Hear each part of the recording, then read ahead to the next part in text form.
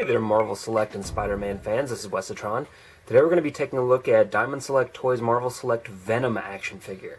I've been sitting on this guy for a couple weeks now and just haven't had the time to get around to him. As you've seen, there's been a lot of cool stuff coming out, so finally able to get this guy open. It's pretty much the basic Marvel Select packaging that we've seen before, kind of the bookshelf design, where if you have a lot of these, it's like lots of cool images of the characters. Really crazy shot of Venom here on the side. I'm not sure who did the art on that, but it's really sketchy, so it's a bit of an older style, like J. Scott Campbell or like David Finch, something like that. And on the back, we've got some shots of the figure with his various heads, cross cells for Barbarian, Hulk, and Rhino, and then a little bit of a bio here. If you'd like to read it, I'll scroll down. Just pause at your leisure. So just a little bit about who Venom is and everything. Pretty basic stuff. It's what we expect from Marvel Select. I'm very excited to have this guy, so let's get him out of the package and see what he's like. Here's Venom out of packaging, and I gotta say this is just really a massive, massive figure.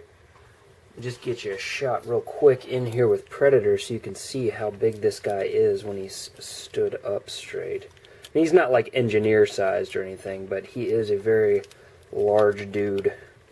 So you get these guys standing next to each other, you can see he's actually taller than Predator.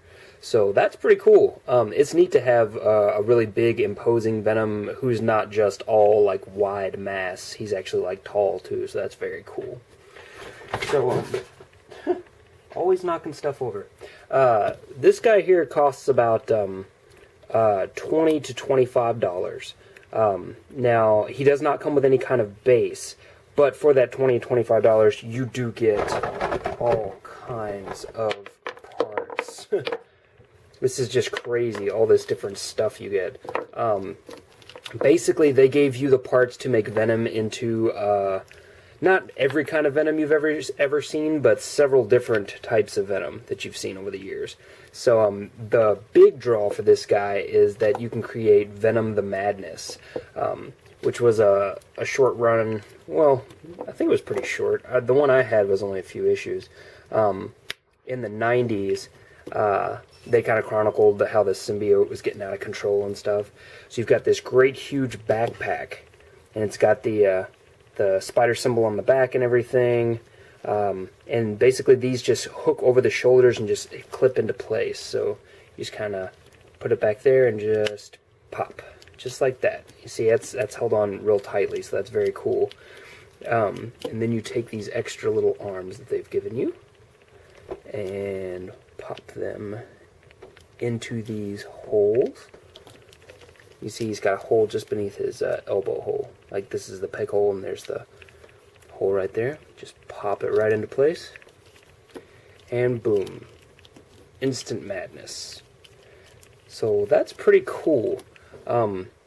What's neat is that these extra hands back here in the back and the hands up here and everything, they can all be swapped out. These are all the same peg size.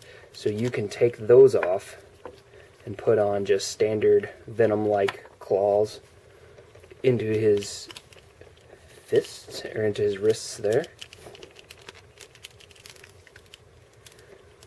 And that's very easily swappable, which is very cool. Now, all these little heads as well, most of them anyway, are on their own articulation. So any of them can move. They've got a little bit of ball action in there. So that's great.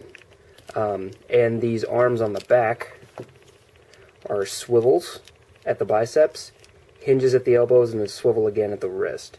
Now, unfortunately, mine has come, it kept popping in and out, and I noticed it may be difficult to see because of the glare, but there's a little bit of a slit there, so I may be able to show you a little better. Once the hand is in, you see that cut there is going to keep it from staying in securely. So that kind of stinks, but, you know, it's not the worst thing in the world. So let's pop off these extra arms. And let's put on his regular hand. And the other heads you got, the one that came on it in the package, is the McFarlane head. and it's just kind of got big grinny teeth, kind of Sam Keith-like in design. You know, cool, you know, smiling thing. I sort of grew up with the maybe second generation of Venom, so I kind of like the look of the big crazy tongue and everything on this head, which some people have called the Bagley head. It's up to you if you want to call it that. And then your third head is the Eddie Brock / Venom symbiote head. So very cool there. They did a great job with kind of the gore around the mouth and everything. The tongue is still there, and great shot of Eddie. Very, very cool. And the heads swap out as easy as pop and pop. So they're very easy to swap out, which is cool. And they look great, too. Each one kind of brings its own personality to the piece, depending on what era of Venom you like, which I really, really dig. Like I said, personally, I like this one. And the neat thing about this is that he also has a tongue that is removable. What's cool is that, hopefully you can see that, there's no slot in there, and that's because the slot goes up underneath the skull. I know it's very hard to see because of the lights, but the slot actually, instead of plugging directly into the mouth, so there's a big gap there when you're not using it, it actually goes up underneath the teeth and plugs in up there. It just kind of clicks into place. So that's very cool. So yeah, I really, really, really dig that. That's awesome. So we've shown the clawed hands, the regular open hands. Now we have one more set, which is the fist hands, which is cool if you are going for more of a McFarlane, old school kind of brutish Venom who just wants to beat Peter Parker up all the time. So that's cool, and I guess that works better with this head too. And it looks great. You know, you can get some nice, cool punching poses out of him and stuff. That's really how you throw a punch. Yeah, that's exactly what it looks like. You just stand still, turn your body a little bit, and stick your arm out with a bent wrist, with a bent elbow. Very cool. So yeah, for your money, you do get a ton of parts. All kinds of stuff. I mean, just any kind of Venom you want him to look like, you can do other than Mac Gargan. Or, you know, any of the other tiny variants. But, you know, the big dogs have all been covered. So we've seen the parts. Let's go ahead and talk about the rest of the figure, how he looks. You see, if we can get some nice close-ups here. Actually, let me move the camera in just a little bit so that we can get a better look.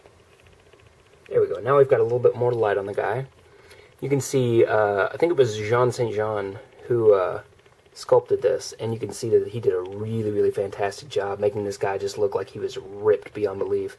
And not just ripped, but also has sort of a living presence on top of him. I love the crazy details around the eyes, where it looks like the eyes are kind of exploding out of the head. The paintwork on the teeth is really cool. They're not just clean, they look dirty and disgusting. But on the symbiote itself, you can see there's muscle, but then there's also all these tiny cracks and lines. It really does make it look like something that's kind of sort of moving all the time, which is really, really creepy, but very, very cool. Yeah, very nicely done. They did a great job really on the paintwork on this. I mean, it's not absolutely perfect, but for the scale, it's really, really nicely done. I wouldn't have asked for them to do any better than that. It's great. There's black or kind of really dark charcoal gray plastic at work here, but then if you look closely, it may be hard to tell, but there is kind of a blue wash or airbrushing done over top of it just to kind of give it some nice depth, which is very cool. You can see more veins, striations, and everything. Very cool. Nicely pointed feet, kind of classic McFarlane Venom there. Very, very, very nice. They did a great job with this guy. Now, I thought that the elbow was really going to bother me from pictures. A lot of people have shown the articulation in the elbow and how it cuts into the figure and leaves this big, gap on the end. And granted, that does look bad when you're looking at it just like that. But from the side and from the front and everything, from the front you definitely can't tell. From the side, it just kind of looks like, his little elbow spike that he's often drawn as having. So I don't think it really looks that bad. But everything else looks absolutely fantastic. I really dig it. Yeah, cool. So articulation-wise, we've got a ball-jointed neck, which some people have complained about it being a little limited. I don't really think it's that bad. I mean, you get down about that far. You get up about that far, which is cool because you can hunch him and he can still look forward. You get some nice little tilt there from side to side, and of course 360 degrees. We've got swivel hinge in the shoulders. The shoulders go out to about there, and they are very stiff. Mine are, at least. I probably just have to work them loose. And they go all the way around. Swivel in the biceps, which look how huge those biceps are. I mean, this is a big, meaty dude. Very cool. Hinges in the elbows go about 90 degrees. See that? Swivels go all the way around in the wrists. Got a ball jointed torso. So you can see he's got just a little bit of action forward and back. A lot of people have tried to do boil and pop to see if they can improve that some, with mixed results. Mostly not great results, but you can give him a little more motion there. Mine's a little loose there, but it's not too bad. Swivel in the waist. We've got H-style DCUC hips, so you can go forward very far.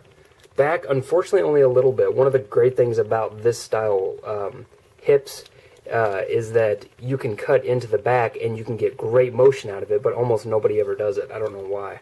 And we've got the outward hinge that goes about that far on that side, and I think a little bit further on the other side. Well, maybe about the same. So, nice hip movement there. Swivels in the bottom of the thigh. Hinges go about 90 degrees for the knees, and then more hinges at the ankle, which this one is a bit loose. You can see that it's very loose. This one is very tight, like it's like almost ratchet-like. It's so tight. So, the ankles, I'm real disappointed that they didn't decide to go with the new rocker. It seems like just about everything that Jean St. John, I think that's his name, John St. John, sculpts he does with slightly older articulation, which means no double knees, no rockers in the ankles, which is very unfortunate. I would really have liked this guy especially, because he's all about crouches and crazy poses and stuff, and you get his leg out like that and all of a sudden he's just going to fall over or look silly, which is a shame because this is a really outstanding figure. Value-wise, despite my tiny nitpicks about articulation, which are probably just me being nitpicky, as I said, everything else is outstanding. You get so many options for display. You get a ton of different looks for Venom throughout the years, and you're still not paying any more than a regular Select figure. Like I said, this guy is coming out for between $20 and $25, which is just outstanding. Highly recommend this figure if you get the opportunity to pick him up. If you get the opportunity, just check him out at your local comic shop. Grab him there, just take a look around, because he is really outstanding. Like, if you see him in package, I have the utmost confidence that you'll just want to buy him on your own, regardless of whether you have seen this review or not. So, very cool figure, definitely worth it. Highly recommended. Yeah, if you guys have any comments or questions, please throw them in the box below. I'll be glad to answer them for you. And if you haven't subscribed yet, go ahead. I'll be grabbing some more Marvel Selects here in the future, and I'll be reviewing them. And if you have any questions on those, I'll answer them too. So thanks, guys, and I'll talk to you later. Thanks.